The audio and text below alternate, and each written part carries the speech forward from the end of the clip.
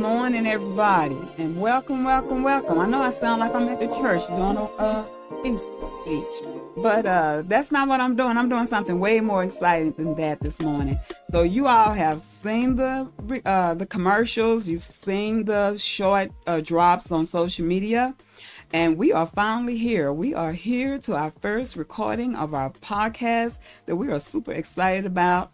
RJ Verified. And so we have guests in the house today. I'm going to be introducing you all to the guests in just a minute. But first, I want to remind you all of what RJ Verified is actually about. So RJ Verified is the platform that centers the voices of Black women and communities of color to reimagine and advocate for reproductive justice. And we do this by storytelling, expert analysis, and cross-movement conversations. And that cross-movement conversations is going to be a really important part to this, because so often different places in the movement work, sometimes we tend to do this work in a silo. And we're more powerful when we're doing this work together. And so that's what a lot of RJ Verified is going to be about. We're going to cover things a little outside of the scope of what you think that you are accustomed to hearing when you talk about reproductive justice, which is what RJ is.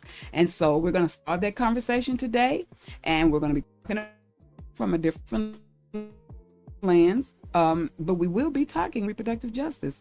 So today's podcast, we'll be talking about period justice. Very important conversation that we need to be having, period justice. And so we're going to be really excited about helping you all to understand how period justice is a reproductive justice issue.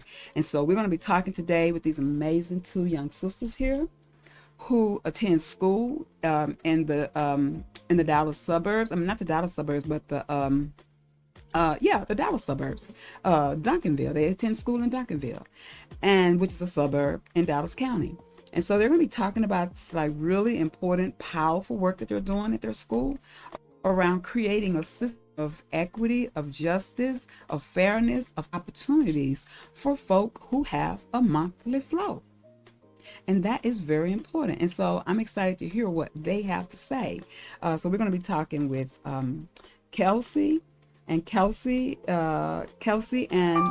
they did not write this name down for me. We're going to be talking to Kelsey, and we're going to be talking to Leslie, and they're going to give us some more in-depth information on who they are, what they do, why they're doing it, and where they're doing it. And so I'm just super excited to hear them, and I know that you're going to be as excited as I am. So since Kelsey is sitting here next to me, we're going to start with Kelsey. Okay, so my name is Kelsey Smith, and I'm the founder of Project Code Red, which is a student-led movement where we are trying to get our school to begin providing free pads and tampons in the school restrooms. This is my co-founder. I am Leslie. I am the co-founder of Code Red. I mainly focus on helping market what we do and help push out our movement and what we are trying to advocate for. And So as the initiative moves along, we're trying to start a student organization instead of a movement, where we want our members to be educated on what period justice exactly is, and we want them to educate others. That was really a big thing that I wanted to do personally, and Leslie obviously agreed with me. So I just went to her one day. I was just like, hey, what if we just get our school to, do this? Because they don't do it. Schools used to do it. I talked with my mom, and they used to have dispensers in the restrooms. They would obviously have to pay like 25 cents to get a pad or a tampon, but it was still there. And when you look in schools now, those dispensers are not there for some reason, and it's just a crazy thing to me, because this happens to female bodies every single month. And even if it isn't every single month, it's at an unexpected time, and you just need that access. You need those products so that you're able to, you won't bleeding through your pants in the middle of the workday or the middle of the school day. Right. Just won't be as embarrassing as our finds it to be. Yeah, I love that. Anything else? No? Well, You don't have to. We're not gonna force you now. It's just gonna flow. maybe in the conversation. So we're trying to mainly providing these menstrual products for the girls in our school, and we're trying to start our We're trying to begin our testing phase. So for our testing phase, we promised our school that we would gather supplies, because the beginning phase of it, we're just going to start in our school offices, and then we're going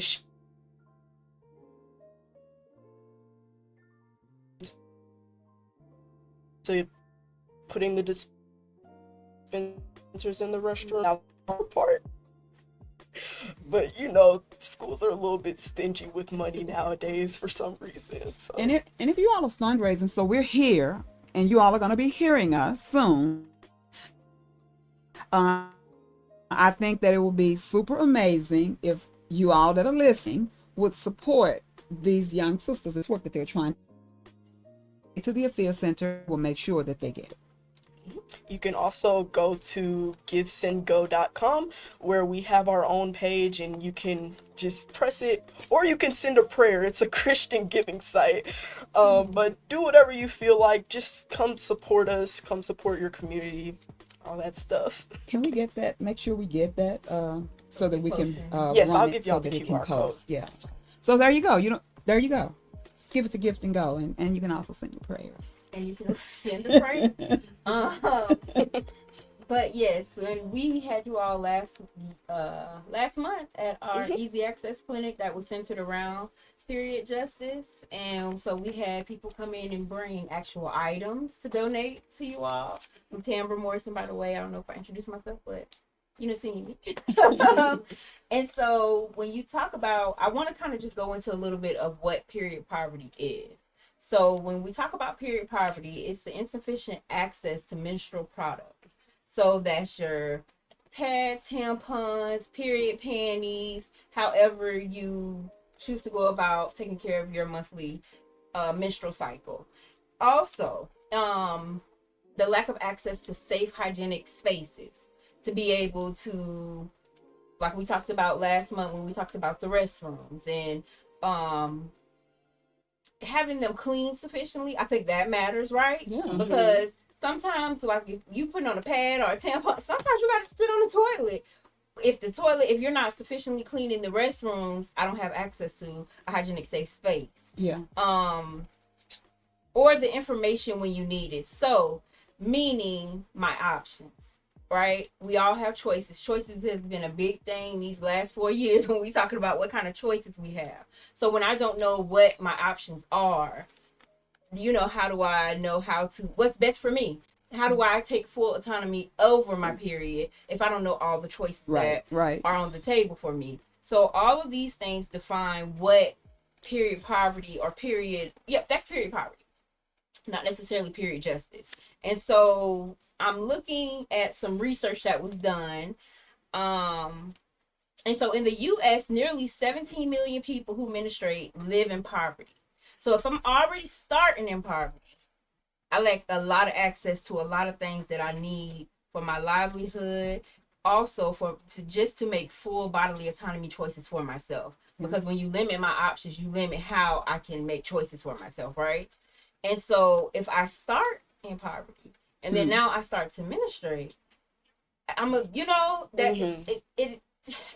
there's some research done where even like, I think me and you, Ms. Jones, was talking about this, where girls in high school or middle school, if they're wearing uniforms, they don't go back to school once they start to menstruate, which looks like pushing me deeper in poverty because I don't have just a high school diploma. Right, because it creates a job.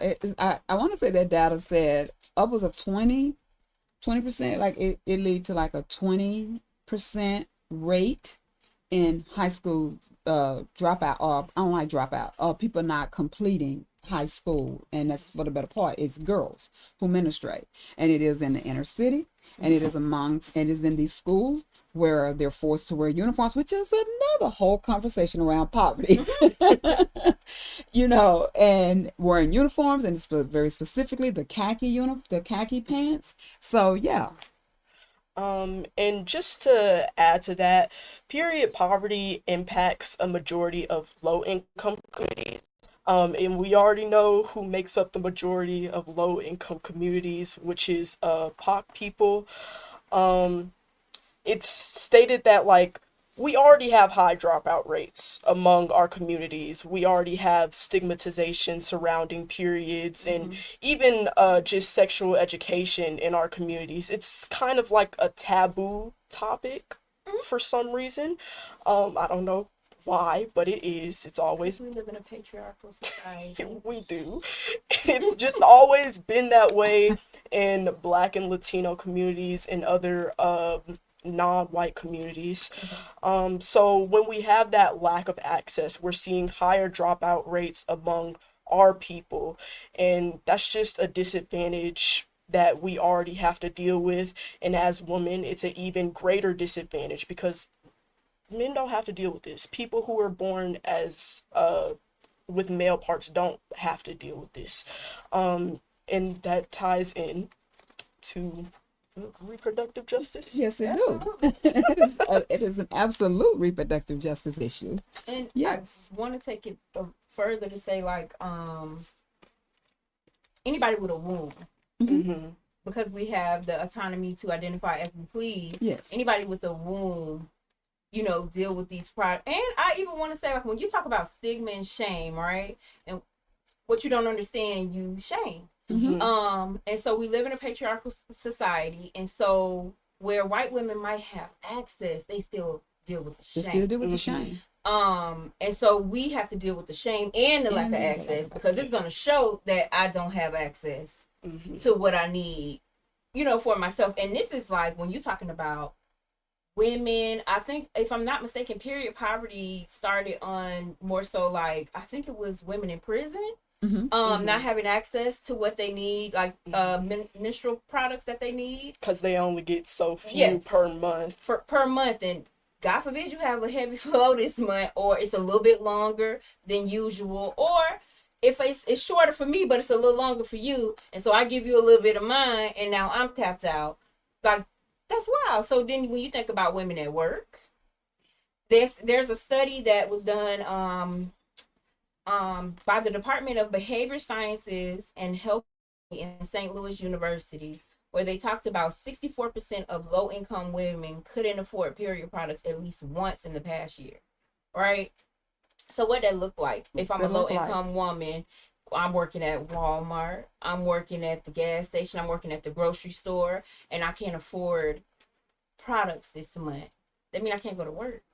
Or it means I'm going to take what I need. Or I'm going to get, And that you're going to creates. criminalize me. Yes. Mhm. And now I got to deal with a system. Yeah. I got to deal with a system on my life because what I needed, I had to go ahead because I'm in the store. I'm in the where store. Plenty of them. Yes. We actually throw them away when they expire. We take them Yes. off the shelf and throw them away. Mhm. And so I'm going to take it because that's the thing too, where when you I remember when I was like 21 and I was working for Circle K. And I had a lot of homeless people that hung out in front. I'm gonna tie it all together in front. And so the food on the grill, after a certain amount of time, you have to take it and throw it away, or it's considered stealing. I'm literally throwing away food when I have people out here who don't got access to this very thing where I could just pack it up. And so I don't work for Circle K, right? And And the you statute of good. limitations might be Gotta good. be- yeah. So allegedly, I would pack this food up and give it to the people who are sitting in front here and that are hungry. That's the same with period products, right? If you're tabbing me as a woman, throw all this stuff away, and I know I need it. I don't have nothing at home, and I'm on my last pad, and I'm at work, and I'm gonna take it. Yeah. But then I could be criminalized because I took something that we're throwing away and kept it. So, lovely United States of America. Don't you love it? And so 21% of those 64% low income women face this issue every single month. So what does that look like to every month have to just make a decision on, am I going to get a house full of groceries? Not even a house full, because if you're in low income, that look like, and you're working, that looks like I'm gonna get what I can until we make it to the next paycheck. Because we need to talk about the poor middle class, but that's another And sometimes there's more than one person in the household flowing. yes, it's me, right? And then I have daughters, Yes. and so I have to. And pads and period products alone aren't cheap. They aren't. And we only just recently in 2023, I believe that was 2 years ago, got rid of the pink tags. The tax. Yes. Got rid of the tax. I remember I was so happy. I went to my mama. I said oh my gosh, mama, we don't have any more tax on period products. She said, you ain't gotta buy it. I was just like, I do in a few years. Yeah. Right. But they still have it in some states, and it's just like period products are already expensive, especially if you have a heavier flow. You maybe have to buy 2 boxes of tampons or 2 boxes of pads, and that can run up to like, heck, in states like California, maybe like $48, something like that. It's really not cheap for With the some. tax added. And with the tax added, it makes it even more expensive. And then so some women resort to just makeshift. Yeah. And this also ties in with a lot of the student unions in schools, with the fact that they can't get the products they need. Mm-hmm. So that makes them stay home from school, miss schoolwork, and that also leads to them not completing Yeah. their Statistically, 1 in 5 teens struggle to afford period products because, again, when it goes back to more than one person administrating, and I'm old enough and I'm a teen, and I probably have been given, I ain't gonna say the burden, I probably have been given the responsibility of purchasing certain items for myself, right? So 1 in 5 teens have struggled to afford period products. 4 in 5 students have missed class monthly due to the lack of access to period products. Yes, actually, we have some Come on. student testimonies with us. Okay, let's We get got our that. Zens here. Let's hold our Zens Let me up. hold this Zen They're up. so cute. This was made by our member Kayla Kiddos. Okay, Kayla. Yeah, she's not here with us today, but But we're going to shout Kayla out anyway. So a student testimony, a girl said, as a girl with a period on the heavier side, it's frustrating to find a pad that will prevent leakage. The ones in the nurse's office aren't big enough, so I don't even bother asking for one anymore. Wow. there was one that said, I bled through my pants while trying to find a restroom, and when I finally found one that was open, there was no toilet paper to make a makeshift pad. And so can y'all That's speak real. to the locking of the bathrooms at the school? Because that speaks to the access of hygienic, safe spaces. So on our campus is really big. We have a freshman side, we have a middle area for like More CT. yeah, for CTE classes, and we have a side where the upperclassmen are. So just imagine about 5,000 students in that big school, and there are only like 2 bathrooms open. Students have to literally walk across campus to find a restroom or go to the nurse's office. Sometimes the nurse's office isn't available because they use that for students like special needs kids. Sometimes they need to go in there. Sometimes people need to be administered medication in there. So it's not always available, and the nurses will say, go to the restroom. But there is no restroom open. And if you're about to bleed through your pants, you only have like a few minutes before the blood is Imagine having it's to walk visible. around the whole campus trying to find a free open restroom. That's clean with toilet paper. That's is- clean. Yeah, that the is toilet wild. paper, you usually have to find a custodian to replace it. Or the teacher, a lot of my teachers had toilet paper in their rooms, which spoke to the issue. They would literally, the teachers would get annoyed because they had to use the bathrooms too, because there wouldn't be a staff bathroom nearby. So it was just a really annoying issue, and they really tightened up on it during the beginning and end of the school year, because that's when kids are the most chaotic. But for the kids who don't do anything bad, it's just an annoyance. So I want to I'm looking at you all's data here, and I want to just bring this up, Tim, before you go to your next point. There's this misconception of where folk live. We mix it up with how they live. You live in the suburbs, so that means that, yeah, if you're living in the suburbs, you got it going on. And so I'm looking at, I know better, but I'm looking at this, and it says 50% of Duncanville High School is female students. Of that 50%, 75% of them are economically disadvantaged. That's a huge conversation right there because, again, there is this huge misconception around where you are and how you are. Because living in the suburbs may look good and sound good. And for all you suburbanite folk out there, good, stay suburbanite. There's this misconception, oh, I'm in the suburbs. Because I'm a girl who moved to the suburbs, right? But I don't look like a suburb girl, right? So a lot of suburb girls don't speak to me. First time in my life living in DeSoto have I ever experienced going in the store and not chopping it up with other women who look like me. Clearly, I don't look like I'm supposed to be there, you know? And so that happens a lot. I'm supposed to be there if I'm there, but because I'm there, don't have nothing to do with what's really happening in my life, what's really happening in my home. Kids in the suburbs are going to school hungry. Kids in the suburbs, girls are going to school without having proper things for their flow. Kids in the suburbs are going to the school, leaving their homes. Sometimes kids in the suburbs don't even have a home. That's another whole conversation that we'll have to talk about at another time. But that really stuck. See, the reason why that stuck out to me is I say it all the time. Y'all getting it mixed up. Y'all thinking because people living in the suburbs, they balling. Maybe they was balling when they got there, but they balled out. Life happens and things happen. But because we're living in the suburbs, we are ashamed to say that this is happening. Because I'm going to tell you, I live in DeSoto, and when that food pantry thing is open on my street on Beltline, sometimes you think it's a whole car accident have happened because that line is going back so far. And there's nothing wrong with it. But I tell you who I see in that line, I don't see a lot of, I'm going to go with what you say. I don't usually use that term, but I see a lot of POC folk in there. I see a lot of people of color in that. I don't see a lot of people of color in that line. I see a lot of white people in that line because we have been made to feel shame of not being able to say things is not what they look like. So anyway, I just that stuck out with me. You tied that right back around to that for middle class. So we and that's coming later. Check that episode out.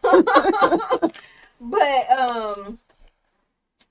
so when we talk about when we talked about the period poverty piece and we bring it around to what period justice is, right? So period justice refers to the movement to ensure fairness and equity in administration. So that means no one is unfairly burdened, shamed, or held back because of their period. It's about recognizing menstrual products as basic necessities and not luxuries. Because right now, period products period products is a luxury.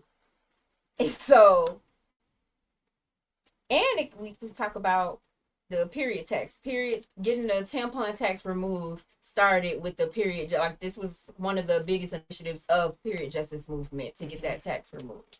So,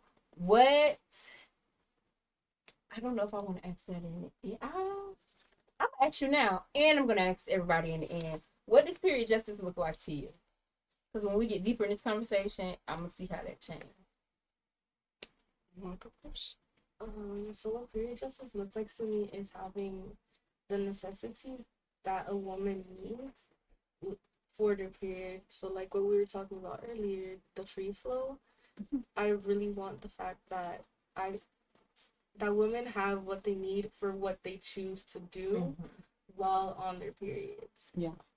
So if they want a free flow, they have the necessity items for them to allow them to do that. Yes. What period justice looks like to me is, especially in my family, being able to talk about my period, being able to talk about how it affects my life, being able to talk about how it affects my health, being able to talk with medical professionals without being cut down. That's what period justice is to me, because at the end of the day, our periods is what affects our health the most. It's not really researched in medical institutes. It's not really talked about, and therefore the doctors and the medical professionals don't know how to handle female born people when it comes to health. And that's a really big issue that also ties into how women are denied at with medical professionals. I'm not gonna get into that because I can rant about it for a really You definitely in the right house. I can rant about it for a really long time, but period justice to me is being able to talk about it freely without being shamed, without my mother or female family members saying, oh, you can't talk about that with your male family members, or you can't talk with your male friends. Like, yes, I can. They need to about it because over half the population is female. Like, it's gonna happen. It's a natural thing that happens with our bodies. And that's another cultural thing in Texas too, about how they shame women for their bodies for some reason. Like, Well, whatever. a It's a real, word real thing. good reason is because we live in such a patriarchal World. And in our organization, we at first we didn't think, we're like, oh, maybe some of the males in our school wouldn't really want to do this. But when we first had our first like meeting, a lot of like males showed up, and they have been advocating for us, and they've been there at every step that we've been taking in this Code Red project. I love it. And when we did our Instagram post, like, we had a lot of male people coming into our DMs and being like suggesting ideas, telling their stories about their sisters and their mothers and their friends. I even had one of my male friends, he asked me, should I start carrying around period products? I was just like, heck yes. That would be great. Like, you could talk about it with your male friends, and it's becoming more of an acceptable topic in our generation. Like, I don't feel the shame of having to hand my friend a period product under the table and being like secret code operative about it. Like, no, I'm gonna just hand it to them, and we're not gonna be ashamed of it, and nobody's really looking our way because it's like, it's natural. What are you gonna do about it? And also that ties in with the fact that if there's no products in the bathrooms, we have to go ask a teacher or a nurse.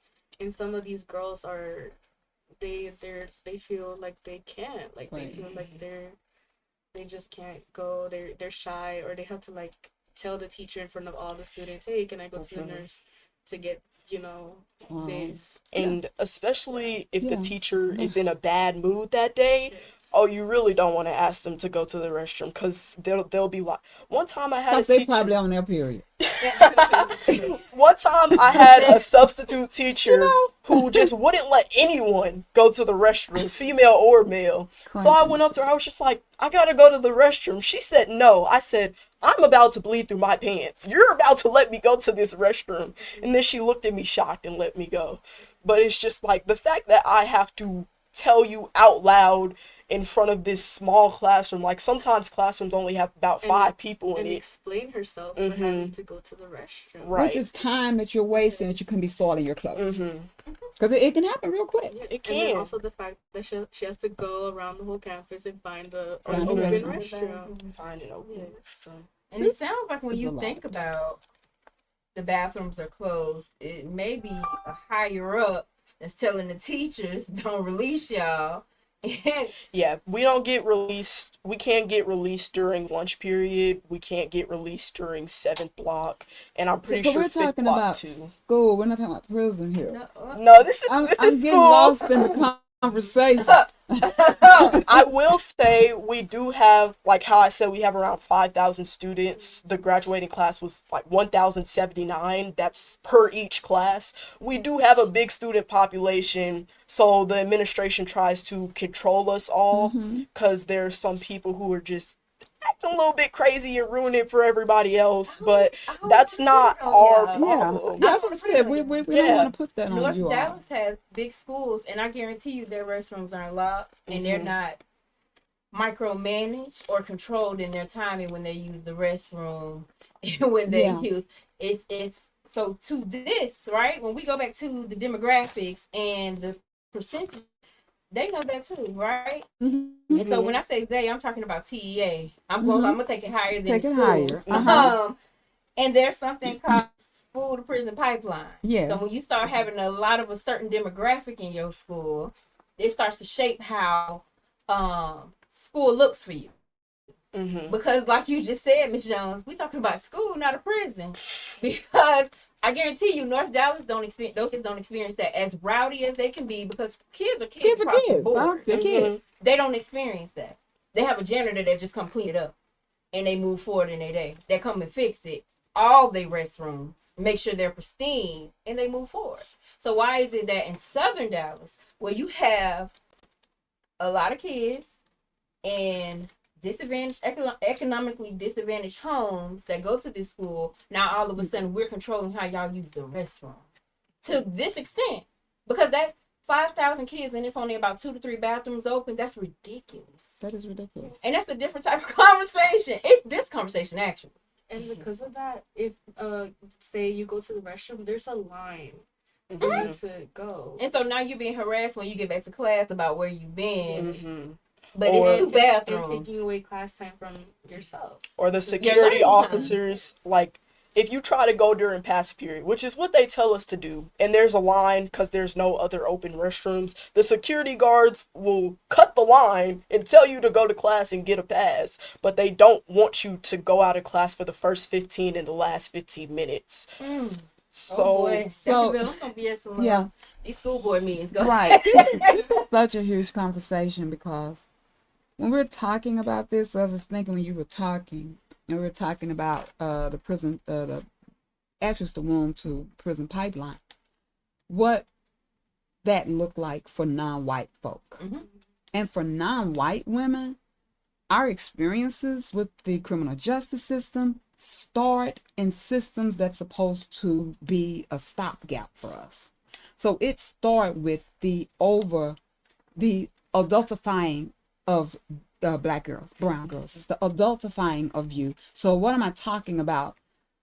Looking at you as adults, treating you as adults when you're just little girls, you know, already starting to adultify you, and then putting you in, so you have an altercation with the teacher, just like a back and forth, and then you're put into not time out, but like into the classes where you're acting out of hand or whatever, and you start getting put Yes, actually, in our school, we have a no-fly list I know what. a no-fly list. where What is a they no-fly? have students on this list that aren't allowed to go out the class. So, and these are more than likely going to be non-white folk. And so that's a system in the school, right? And so you already start detention. So you're already starting to introduce young non-white kids to detention from school. And I would love to say it started in high school, but it starts in elementary school. So you're already doing it. So you're already conditioning them to this. Then you may grow up, and this is still happening. And then you may grow up, and then you may be a person who have children, and you may be on a system. So you may be on food stamps, you may be on housing or whatever. And then you go to your case manager and you may say, oh, my child don't have anywhere to stay. Then you're criminalized again. Now, it's not the shackles and all that. You're criminalized again for that. Heaven forbid you should get food stamps and not report that you made $5 over. Then you can be, it become a criminal offense, right? And then you're put on all of these systems. So it starts, especially for girls, and you're not white in schools. Why am I saying that? Right in that school right there, they're already preconditioning y'all's minds to what it looked like to be detention, to be pulled away, to be denied access. So they're making it normal. I'm sitting here like this because I've not had a kid in school for a long time, right? I'm seriously didn't know that this is a real thing. I'm with Tam with this. Not parents. I don't want to go there right now because I'm not trying to fight nobody. How is this happening? We cannot be this okay with the school system that is allowing these things to happen to our children. But I have a good idea why it's happening. I have a very good But idea. Leslie was about to say something. I mean, not Leslie, Kelsey was about to say something. Well, before we jump, we're gonna go ahead and take a commercial break because y'all stepping into the next point. Oh, Because okay. you just tied this to reproductive justice. Just that easy, right? Just that quick? So we're gonna take a quick commercial break, and we'll be back with more on period justice and reproductive justice.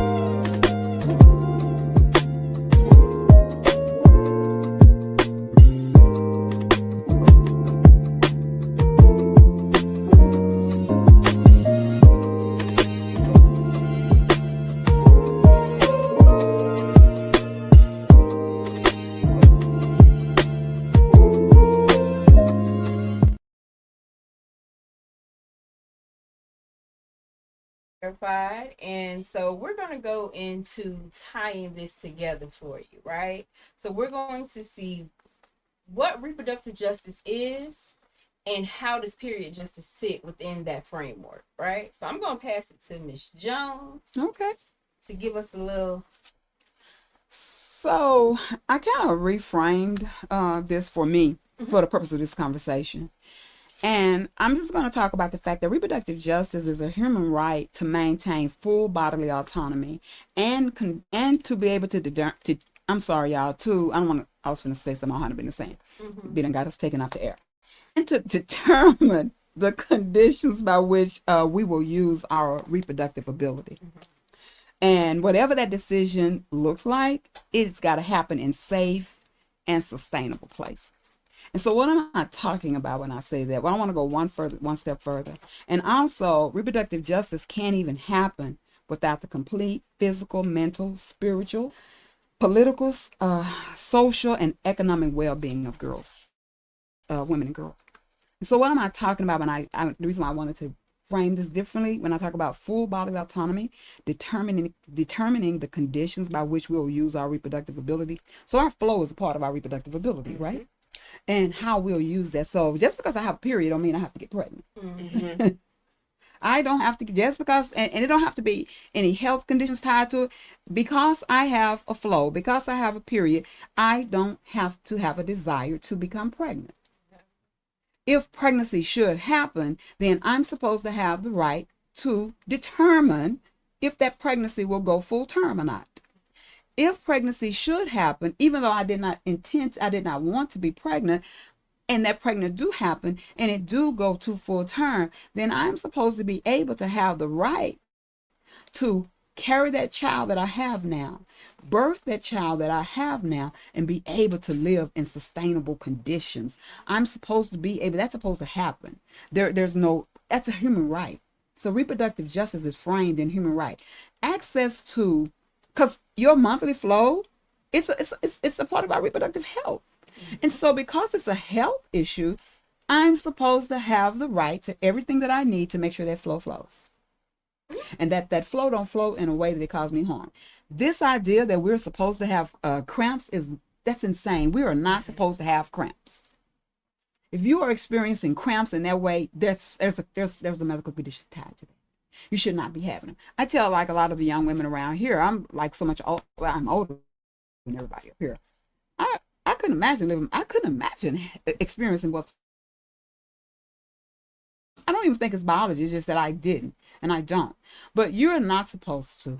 There's something tied to that. That's a reproductive justice issue. When you don't have access to health care all of your life, that even if it was not tied to these other systemic things that I'm talking about, your healthcare provider would be able to you're talking with you and your parents to know she's going to have some problems here.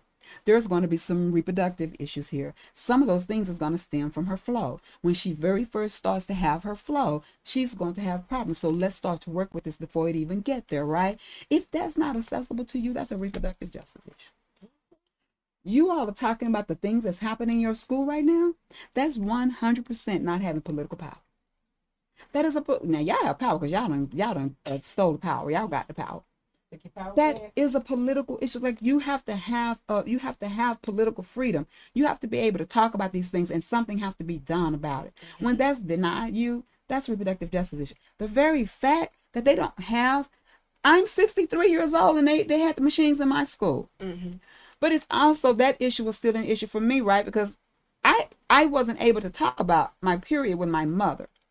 I knew I wanted to wear tampons. Nothing. I just knew that thing wasn't gonna work for me. So because I knew my mother was not gonna buy tampons, you know what I did?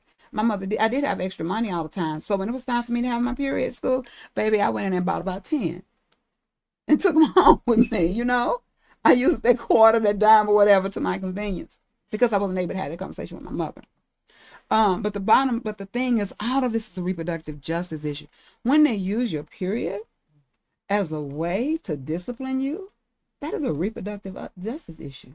Because they're using who you are as a person, no matter how you identify.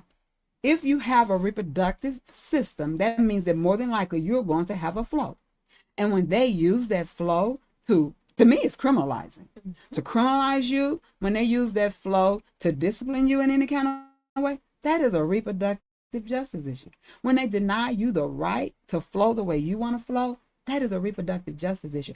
When the products are too expensive for you to buy, that is a reproductive justice issue. And it is intentional, because you see, Viagra is very easy to get a hold to. Very easy to get a hold to. Tam, you asked the question, what would period freedom look like for me, or period justice look like for me? It would look like taking care of it like it's any other reproductive health issue. What do I mean by that? Be able, you can buy there's some of these insurances where they give you some like money. You can buy everything but period products with. You finna get into something. You can get mouthwash, I think. You can get all these different things, but you can't cough syrup, but you can't get period products with. What is that? That's a reproductive justice issue, because you are denied the right to have something that you need as a human being. That is a human rights social justice issue when these things are denied you. And all of these things can eventually lead to continued generational poverty. Because if you don't get to graduate from school, because that's the world that we live in now, where school and then matriculating on through higher forms of education is the determining factor as to whether or not you will or will not be successful. That's another conversation. But that is where we are with it right now. And so if girls are dropping out 20, I don't care if it's 8, I don't care if it's 1%, that's too many. But if girls are dropping out of school simply because they don't have access to period products, then that means that if they drop out of school, by the time they get back in school, they're probably going to have a couple of children. That's going to determine where they go to school at and how they finish school. That's also going to really impact their girls, their kids. It impacts where they live.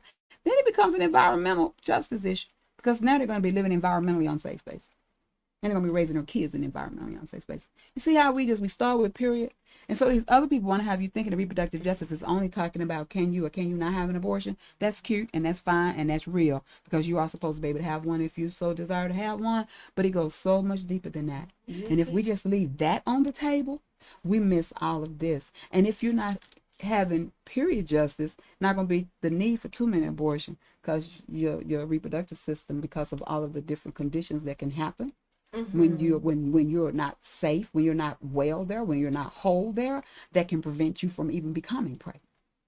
Because if I'm having to wear a pad a little longer, to go in between time, that affects my reproductive system, because then you're talking about I'm open to infections. And toxins.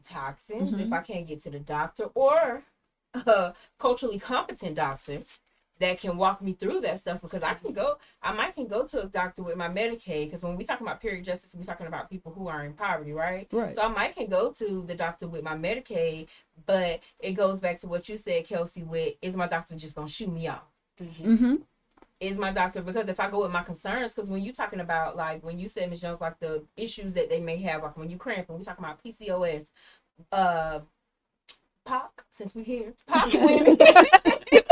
POC women, I know for sure Black women, but I just can only imagine Hispanic women as well, right? They are diagnosed late, very late. Like you're in your 20s, but you started having these symptoms at 12, 13, where somebody could have caught on first and did something about it, but you were shooed away because your issues and your concerns about your body, like they're not trusting Black women.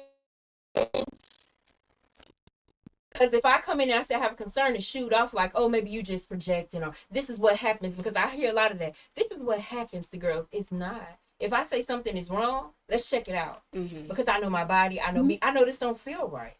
If you have a period for a year and then the second year, all of a sudden, your cramps are a little heavier. Okay, something changed. My flow is a little heavier. So if you have doctors that don't shoot you off, you can get the access and the care you need, because then it ties to that. It ties to your medical, financial. Like there's certain points of RJ that you brought up. You brought up the financial piece. You brought up the medical piece.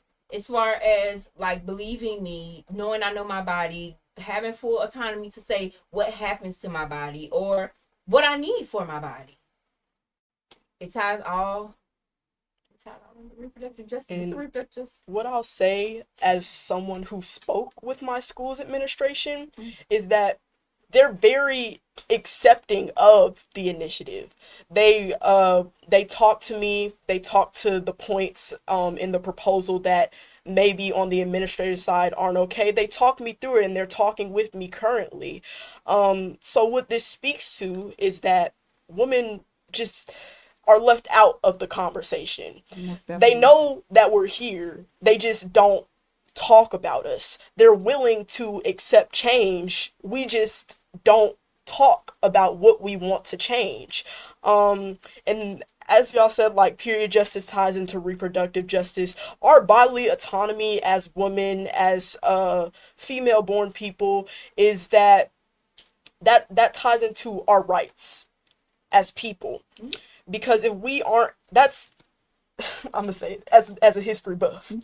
As a history Come on buff, with this. women did not used to have these rights. We were told that we were too weak. We were told that, oh, we're just birthing machines. That's why women back in maybe the 1920s had about 10, 15 children. My great grandma had 13, I believe, and that was viewed as normal. Bless her, Jesus. Yes, bless her heart. And that was viewed as normal, and it wasn't until recently, like in some countries, like, I don't know, it was one country where women weren't allowed the right to vote until 1980. And when you think about it, that's really recently in human history. We've coexisted with Just men 100 since years the in beginning United of time. States. Just 100 plus 4 or 5 years here. And the only reason that we really saw that big shift and change was because of a whole world war where people were finally given the voice, where women were forced to go into positions that people thought were only for men because of the war, because men had to go to war, and women were finally allowed to be in those positions, and we were finally given a voice, and people finally started talking. That's when the conversation became, we deserve the same rights. We deserve bodily autonomy. We aren't just birthing machines. And when it comes to our periods, like back in medieval times, women would starve themselves. That's how they would gain their bodily autonomy. They would starve themselves so that they wouldn't have to deal with their period and they wouldn't have to be forced to give birth. And taking such extreme measures only happens when we aren't given a voice to talk about our bodies, when we aren't given a voice in medical settings to talk about our issues, or given a chance to explain why we think this is wrong, why we think this is happening. I remember one time one of my friend's moms dealt with this dude and he said, oh, I don't want you using tampons because you're taking away your virginity. Huh? What do you mean? Tampons out here breaking hymens. Okay. Right. Like, it's just a silly issue to think that these misconceptions can be so easily dealt with if people just talked about it. I mean, the research is there, so The research the is there. choice, you make a choice not to go look for it, because we birth justice, we took some to a school in the neighborhood, and the nurse was like, oh, our girls who swim need these, and her boss was there and she was like, absolutely not. Y'all can leave the pass. Y'all can't even leave the pass. We're being told like they don't have the access, they don't have the machines, they don't have what they need. The nurse is looking us in our face like, this is a need and we need it. And the boss is like, absolutely not. And then why? Oh, we're not allowed to give tampons. So I just dug a little deeper. Well, can you elaborate? It's somebody's personal choice. I say, is it tied to their like personal ethics, or is it tied to something scientific? Oh no, it's definitely personal ethics. So there's this conception, especially because Texas is right. It's a notch in the Bible Belt. State. And so there's this concept of like you're gaining pleasure from using a tampon. Walk in one that ain't put in right. It will end your day. You're gonna have to find something quick to readjust. Yeah. But I want to make sure that we don't miss. I was listening to you talk. What and you are really articulating this well. I love it. Here's the thing. I had more rights. I'm 63. I had more rights than either one of y'all said. I'm really happy to see you all doing this. I think I said when I introduced myself to y'all in the office earlier. When I was so when at 16, I had rights I didn't even know I had, right? Now at 16 I would have been able to get an abortion, right? Um, at 16 you can't. We're talking like over the last 53 years. So and it don't just start with abortion, don't get me wrong. There's so many, like even some of the women, it's like just women rights in general. Like, so you're talking about women during World War II, when women started to go to service and do some of those jobs and stuff.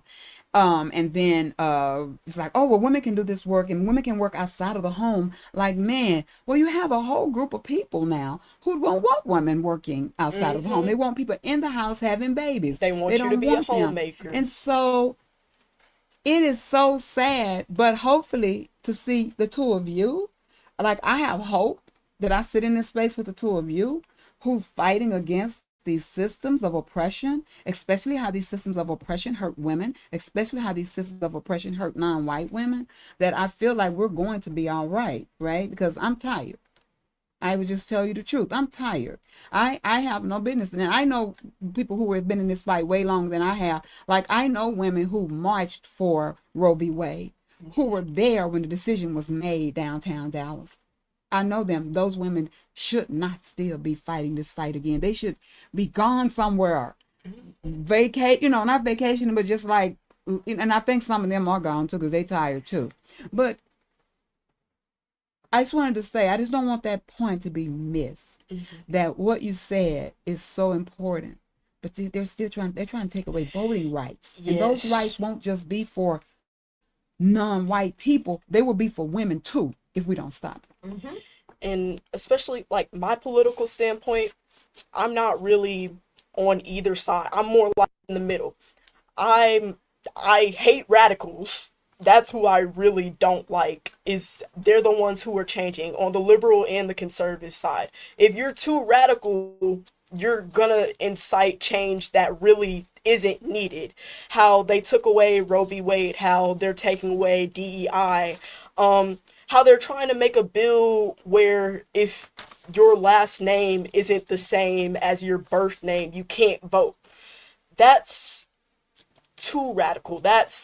You're forcing people to go according to what you believe in, but not everyone believes in the same thing. So for you to force someone to like take on the same policies as you, like I know people who are upset about abortion, okay, don't get an abortion. If you don't like abortions, don't get an abortion. But someone else getting an abortion is not affecting your life. Someone else maybe getting hired because of their skin color, because of their sex, that's not really affecting you, because the statistics say that we're still disadvantaged even with those rights, even with those policies helping us. We're still at a disadvantage, and those are just there to help us live a better life. So for you to want to take that away and force someone to believe in the same thing as you is just crazy to me, especially in a country like the United States where we're literally a melting pot. Our whole concept, our whole culture is that you can come here, you could be who you want to be without anyone saying anything. But it's not. But it can be. But it can be. But it can be. And I don't, I know we're going to be winding down soon, but I don't want this to I don't want us to miss how powerful a moment like this is. Because this is a powerful moment. Because as we talk about reproductive justice, those 12 black women who were in Chicago, and there was a moment, there was a time for a movement there. And what was happening in Chicago at that time was not a bad thing. They were talking about health reproductive health rights. They were really talking about, access to abortion, all of that kind of stuff.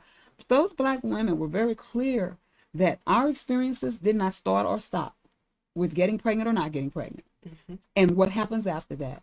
At the time that that happened, HIV was on an all high among Black women.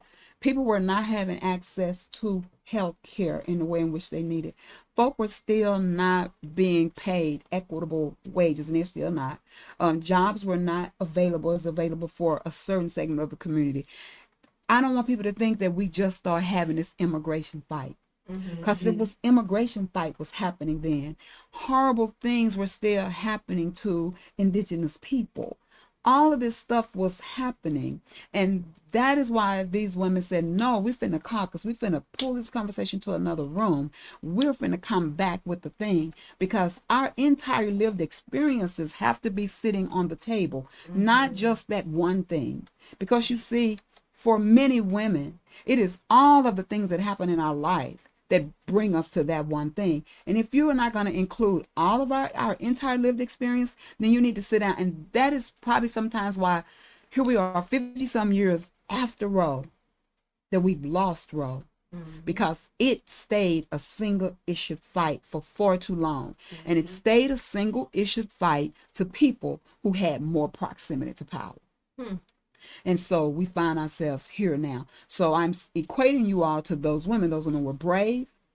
They weren't exactly sure what was going to come of this, but here we are 31 years later, and we still have RJ. And it's not getting weaker, it's getting stronger. Now everybody want to say they RJ, but that's another conversation. And we're getting stronger. And you too, the fact that you all took this step, because you're fighting against a school system, you're fighting against a machine. And you've gotten this far with it? Like, yes, ma'am. Yes, ma'am. My hat's off to y'all. Thank you. Thank you. So we're going to take one more break, and we're going to come back and speak to the mental health impact. Speaking about bodily dignity.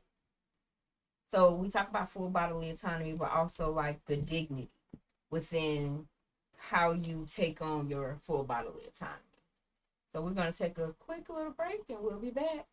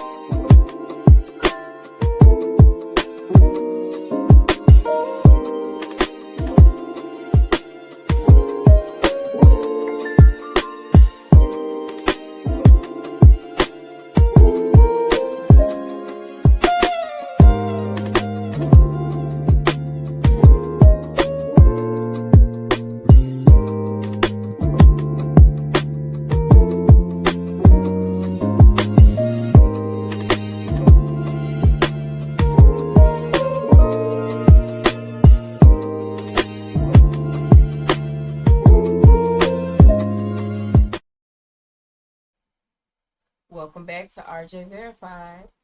Okay, so we are going to go ahead and wind down. And our last topic that I want to discuss is the disproportionate impact on Black communities. And we're going to say Black and brown communities because Pac. I love that. Pop, baby, pop.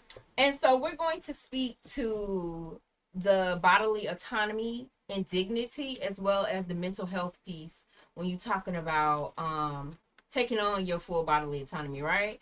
Or just in period justice, because with the testimony in here where the young lady said that she walked for a while looking for a restroom and she soiled her pants.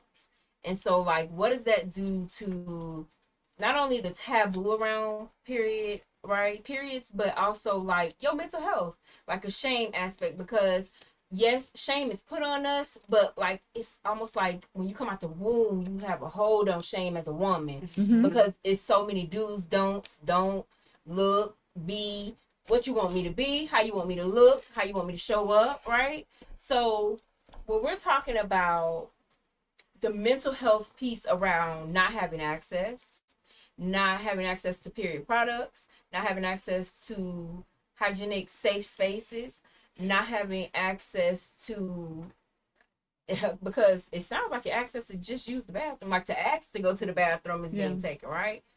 What is that doing to pop girls? So I'll speak on the Black perspective, and Leslie will speak on the Latino perspective. But as a Black girl, I've like been in majority Black schools all of my life. In elementary school, I knew girls who started their period in 3rd grade. I started my period in 5th grade.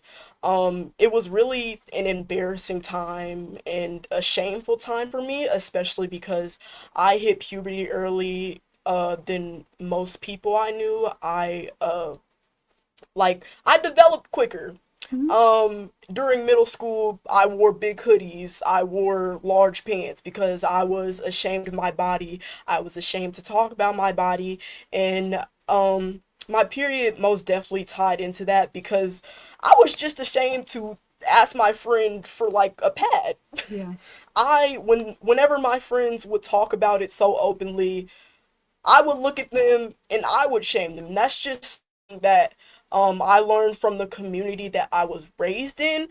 But as I've gotten more into advocacy work and just talking about my body more openly, not being ashamed of it as I'm growing up, I just learned that it's okay, and I have to personally destigmatize myself. Yeah.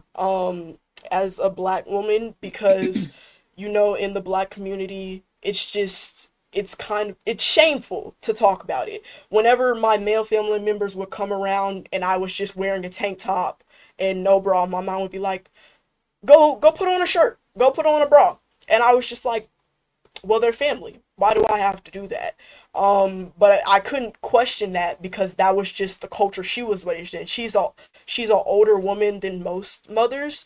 So I didn't question her because I trusted her wisdom. Yeah. But as I'm growing older, I'm questioning it. I'm going against it. Anytime a family member says, "Oh, you need to cover up," I tell them, "Why are they looking? They're family." Anytime my young female cousins come to me and ask me questions about their bodies, I'm very open about it. I'll tell them the names of their body parts. I'll tell them like what you have to do. I'll tell them how to go about asking your mom for certain things, because they're coming to me and I don't want to be like how the older community was and just shaming them and not telling them, and they're confused about it, and you have to learn as you grow up or as you become an adult. No, you need to learn about that now, especially in Pop communities, because we do develop earlier. Like a lot of my Hispanic friends got their periods before me. A lot of my other Black friends got their periods before me. A lot of even some of my Asian friends got their periods before me. Like, it's just a crazy thing that's so stigmatized, and we have to learn to break those stigmas. And that's exactly what you're doing. You're breaking this shame and stigma. And be clear, they might look at you like, what? When you say that. But there's something that I really love that this younger generation is doing. It causes you to, why do I feel that? It causes you to go in and dismantle some of that stigma and shame that you have within yourself, because then you question, Why do I say that? Mhm. Because some people, like you said, I just trusted your wisdom, so I went with it without ever questioning it. So I didn't get to break down the why did we get here. Mm-hmm. Yeah, and we want to create this sense of community of between us as women and anybody that wants to be in it. But the fact that we are open to talking about this, open to providing you this education about yourself, and like how Kelsey was saying, she's open to telling her little cousins about the questions that she's been asked by them. We want to create this sense of like this safe place and this community between ourselves and our family, our friends, any women out there. And how do you experience Yeah. any stigma around, like, well, not even stigma, but like Just how does culture. it affect your mental health, like culturally? How do you deal with periods within your culture? So, well, I attended this mainly Hispanic middle school, and every like around every 2 weeks we would have girls think they would go and talk to us, and they created this safe place. They would have all the boys in the gym, and they would have all the girls in this room, and they would give us talks. They would provide education for us, and they would always have little activities, and that created a sense of community between all the girls in the school, which allowed everybody to feel safe with outside of this their talks outside of this room, to be able to talk to these other girls about what's going on or any questions we have, like upperclassmen. If we want to ask them about what's going on, they're willing to answer those questions for you and create that sense of safe, that sense of community between us as Hispanics, or even if any other cultural women were there with us. Within your family, like within your home life, rather, that big family, right? How did you experience how did you see periods growing up, or how did your families talk about? Oh, my family, the women in my family were really open to like talking about stuff like this. They've been supporting me every way. When we started Code Red, they've been supporting. My mom was really happy when I told her about what we were doing, and she liked that I took the power. And and well, on my mom's side of my family, we're really open to they're more like modern. They're more like they talk about stuff. They're all up to date with everything that's going on in the world, and they're really open to talking about all this stuff. One of the things I noticed, we got two things going here, because y'all know I'm gonna pretty much say non-white folk. One of the things I notice about non-white folk is that the closer we are to our familiar heritage, the further away those kind of stigmas lie. So we're so far removed as Black folk, right? So sometimes when we are friends with and in community with folk who are like directly like got on a plane and said, I'm coming to America, not kidnapped to come over here from Africa, those folk have a different relationship with periods, with all of this kind of stuff, with all of these things, because this was celebrated.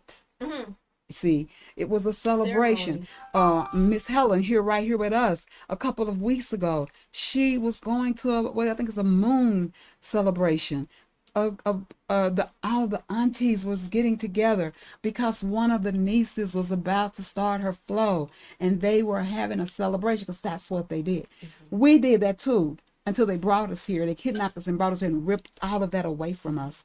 And so people that are still more connected to that, their direct culture, those things don't happen. But what do happen is, the more acclimated that those folk get to whiteness, they start to lose some of it. There is, like, when you think about like Red Tent, it speaks to how indigenous women, so indigenous, wherever you're indigenous to, the women go away and take care of each other during their cycle.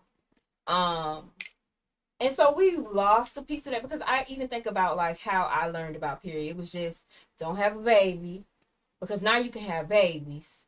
And that was it. We never really went through. And so now, like, I have conversations with my daughter about, like, how do you feel? What's going on? I'm noticing a couple days before, like, nobody walked through the pieces of it with me. Okay, I'm not gonna because there's a thing too, like when I say it happens to everyone, right? Yeah, you cramp and get up and go. Well, you gotta go. Mm-hmm. And so it depends on how far it's going. I'm going, okay, you could rest today. So it's little things that we do that changes how it looks, but we have conversations beforehand, like knowing when, like there, like you said, when they're going to celebrate her about to have her moon cycle, right? Because your body does something that lets you know that I'm in the window. Yeah. And so reading some books, I just happen to know, like, okay, what's going on? So I'm researching. I'm like, oh, okay, we in the window. And so I don't even want to say I just want to say, because our education sounds good, right? Educating ourselves, but talking. Storytelling is a major aspect into what we pass down, what we remove stigma from, what we know, like you experience, I experience. Talking to each other about what's coming up, no matter how old. Somebody was having a conversation with me today where they baby was saying, I'm about to be 9, so you know. And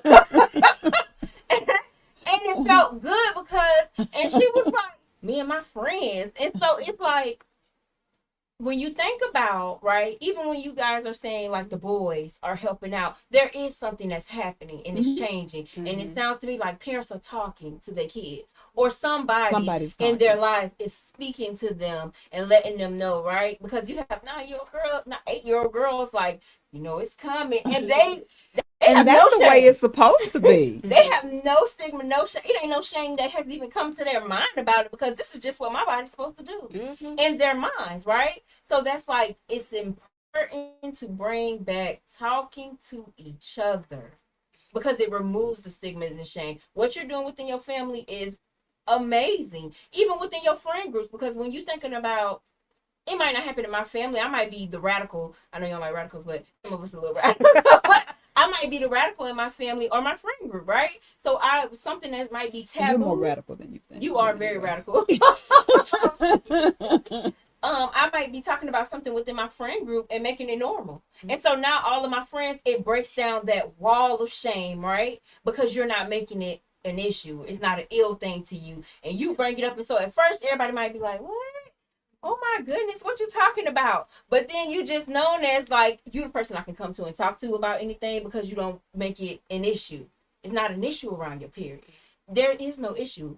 Your body is doing, and some people ain't gonna cycle, right? But also that goes back to environmental justice and the medical justice, right? Because our competent medical treatments or advising, because a lot of stuff is preventative care, right? And in low income communities, we already there. When by the time my doctor takes us serious, like we have to darn near be pushed in on a gurney for them to take our issue serious. But we do know that if I stay in an environmentally unsafe place, it's going to cause different issues with my body.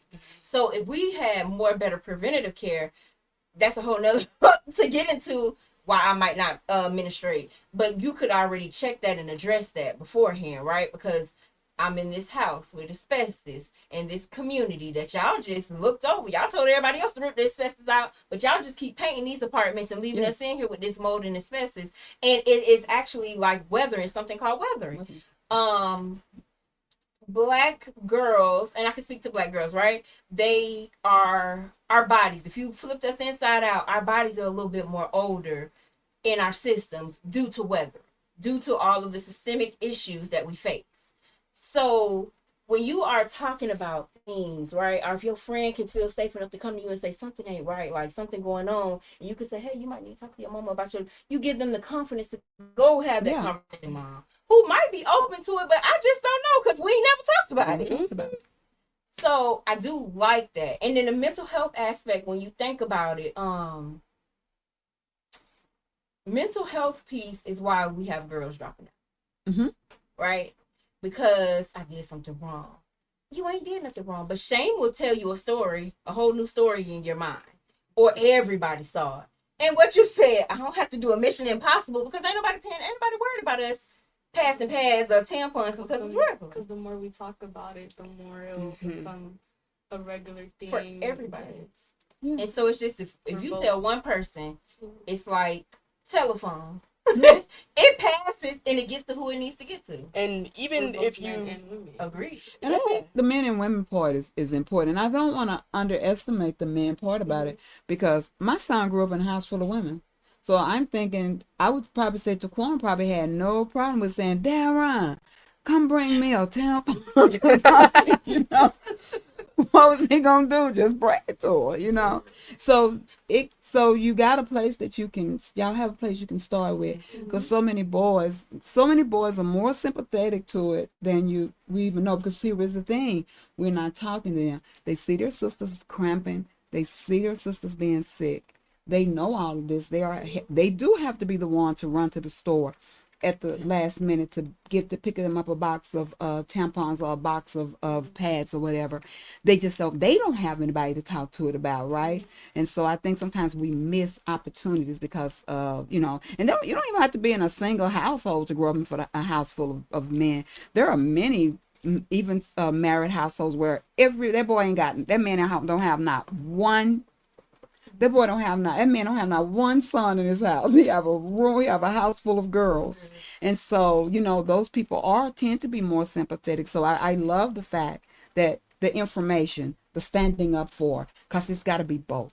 Advocacy, it comes from two different places. Somebody's going to be providing that information. Somebody's going to be standing up there. You got to say this principal, when Kelsey had talked to him about our movement and our project, he has his wife and his daughters, so there's no man. There's no man. He's the only man in the house. It's a different understanding. He was really open. But he was still confused about some things, and it's like they're open to talk about it, but nobody wants to talk about it with them. Just pick it up at the store and put it in it. Yeah, like because he's buying pads and all kinds. One of my friends, he's actually our videographer.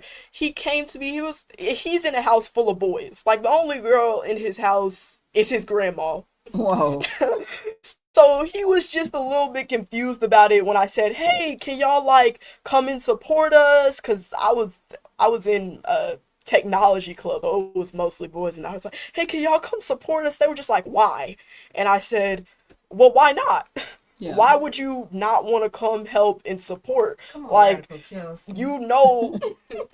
are always gonna be women in your life. So why don't, even if it's just not at the moment, you're gonna have women in your life in the future. So why don't you stand up for them now? Because they're more likely to listen to you. It's a systematic issue, but they are more likely to listen to a man who's taking up on the issue than a woman. And that's how you use your proximity to power Mm-hmm. to advocate for others. Mm-hmm. Yeah, so he attended the meeting, and he's now one of our most active members. Yeah, he really is. All because you said, why not? Why not? I love it.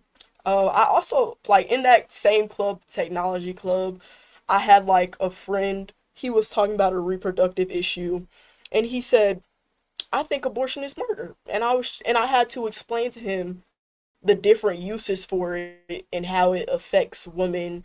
And I had to talk about birth. That's a difficult time for people. It's not all the same for one woman. Even if your mother might have had an easy birth with you, another woman may have been in labor for 40 hours. It was the most painful time of her life.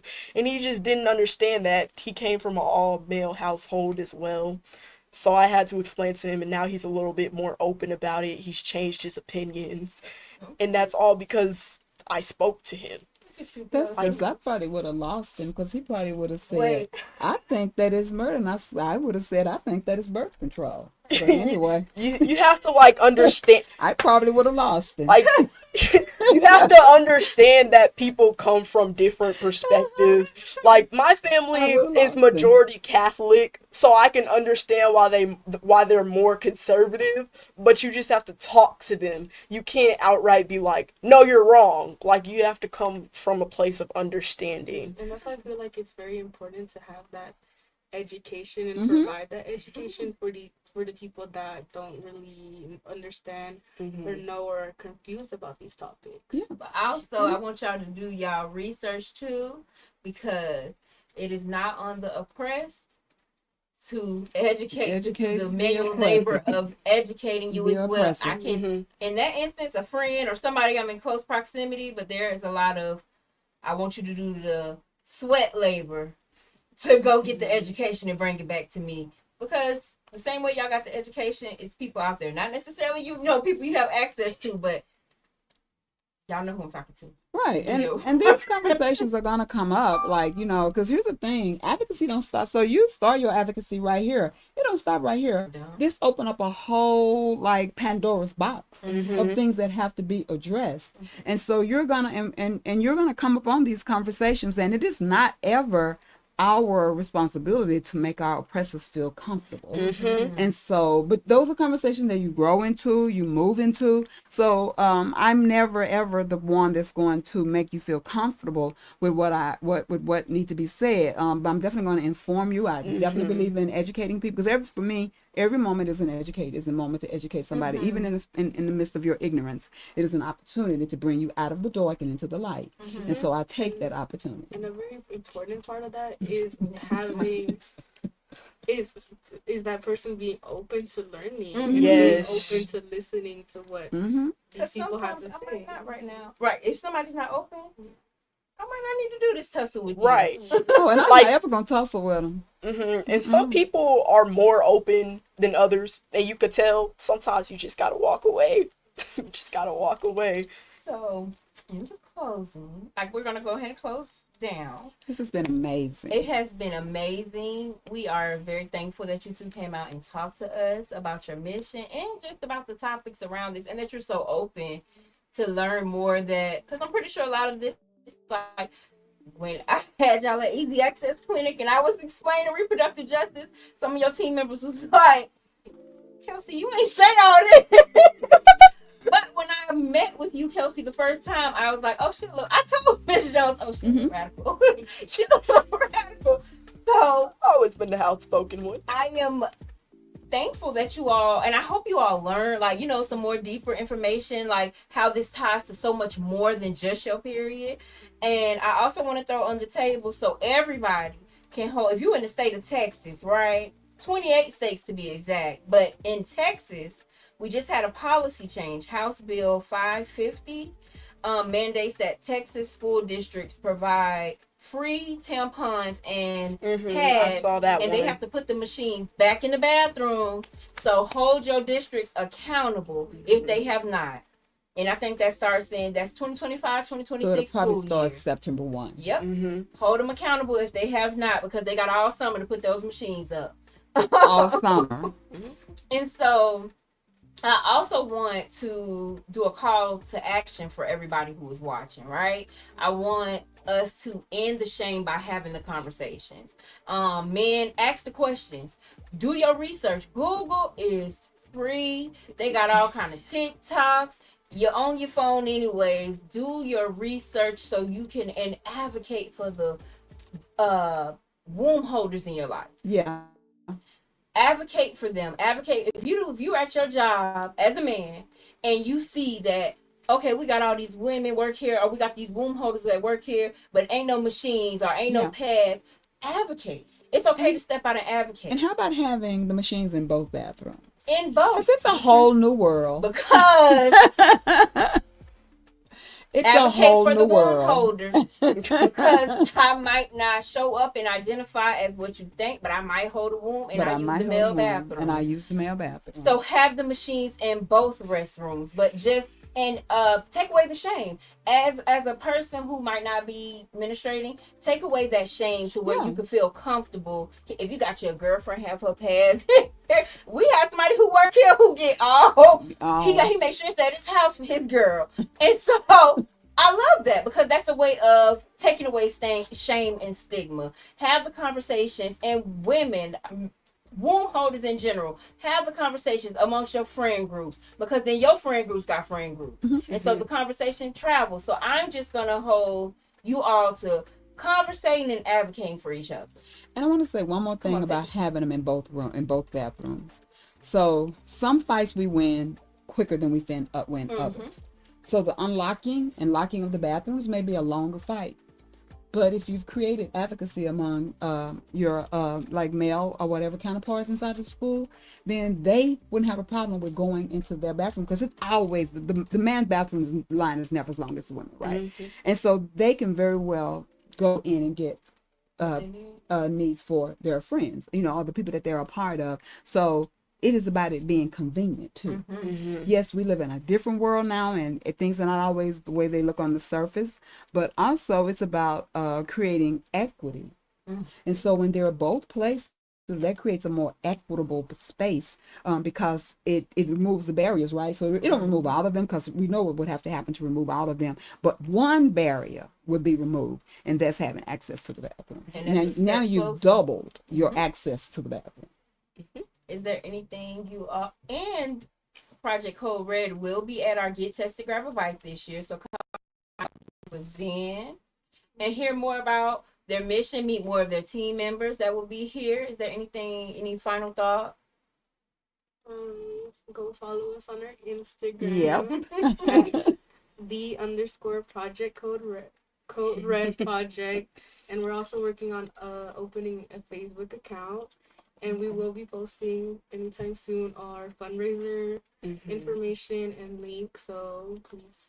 And that will be linked with this episode, where we'll have their Instagram as well as their donation link.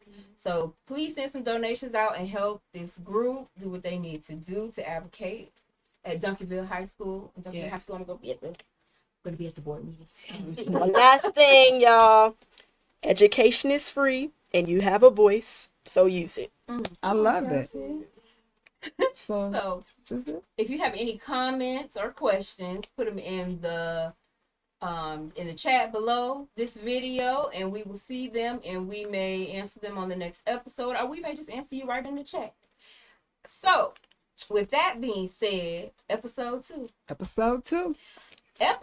2 is named Pride Was a Protest, Not a Party. The criminalization of Black bodies and its impact on reproductive autonomy. Ms. Jones, you wanna? So I'm not going to say a lot about that, because I want to hold it. Yeah. But I do want to sit with Pride was a protest and not a party. And it takes nothing away from the fact that we come together and we do party, but we definitely don't want to miss. This is 2025, y'all. We don't want to miss the fact that it was a protest, and what what was being protested, and it was the over criminalizing of Black bodies, or not even Black bodies. So let me just stop. It was the over criminalizing of bodies. They fought against the over criminalizing of bodies that was not being used in the way in which they thought those bodies were supposed to be used. That was not loving in the way that they thought that those bodies were supposed to love. Was not finding pleasure in the way that they thought that those bodies were supposed to find pleasure. And so folks said no. We'll talk about who said no. It was many of them, but we would definitely talk about my namesake, Marsha P. Johnson. I'm Marsha, she Marsha. I feel like I have her spirit. But we would definitely talk about what founded this and why we are here. And there's never, ever been a time that's as important as it is now, that we are talking about what happens when we start to criminalize bodies and robbing people of full bodily autonomy and body determination. So we'll catch you next time on RJ See y'all. Verified.